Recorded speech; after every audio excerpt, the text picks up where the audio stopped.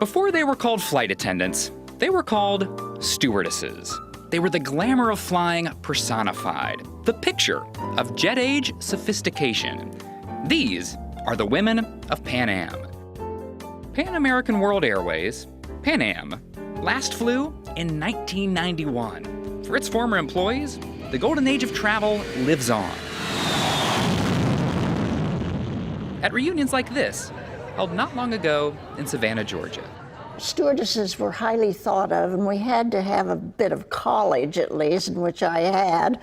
We were happy-go-lucky girls. 90-year-old Kathleen Cook Gray and her daughter Leslie Manning both flew for Pan Am. I started in 1948. Dinosaur days.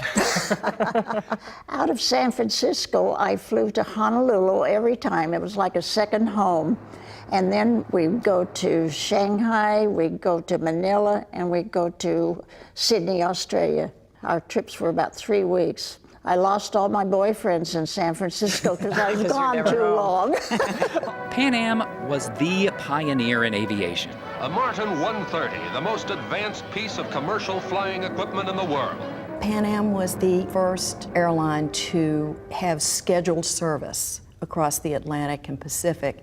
They were the first ones to have an actual airline terminal and have air traffic control and serve hot meals on board an aircraft. Author and historian Becky Sprecher flew 6 years for the airline. Part 4 is about the jets, or the glory days, as we all call them. She says every flyer today owes a debt to one man, the founder of Pan Am. Juan Trippe was a Navy man, so he decided to style the airline in a nautical fashion, the port and starboard and forward and aft and galleys and so forth. And he named the clippers for the clipper ships.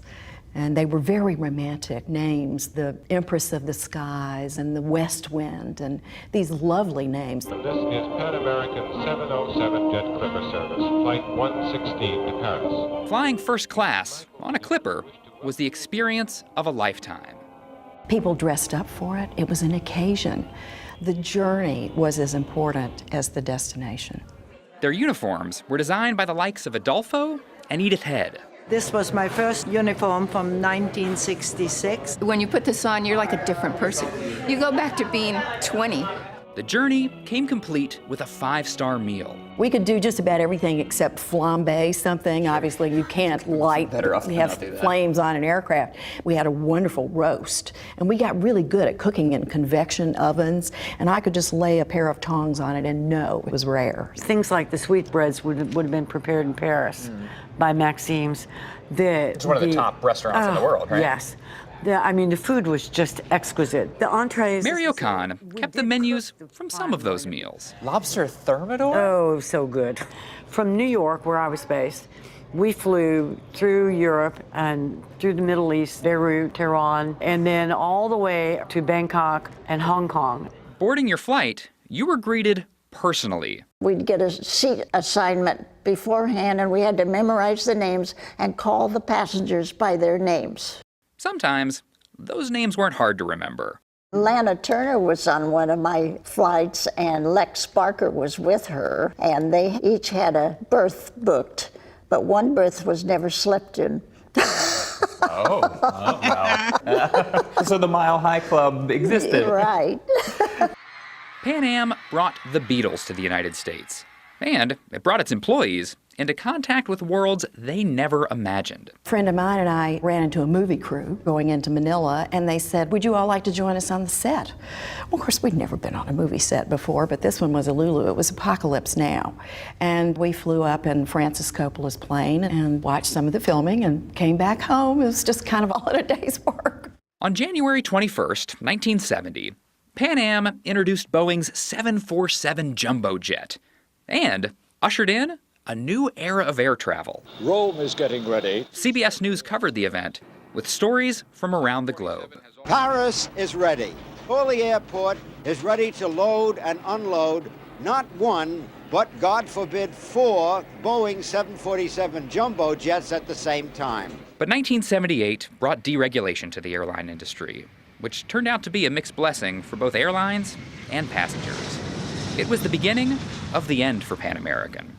Many air travelers in this community are seeing the other side of the deregulation coin, the side that allows the major airlines to abandon service to economically marginal towns in order to cash in on the more lucrative routes. But Pan Am faced a far greater threat. Pan Am brand recognition globally was right up there with Coca-Cola. So when there were people that wanted to do America harm, they conflated Pan Am with the United States. This is the CBS News special report, the tragedy of Pan Am 103. The downing of Pan Am 103 killed 270 people.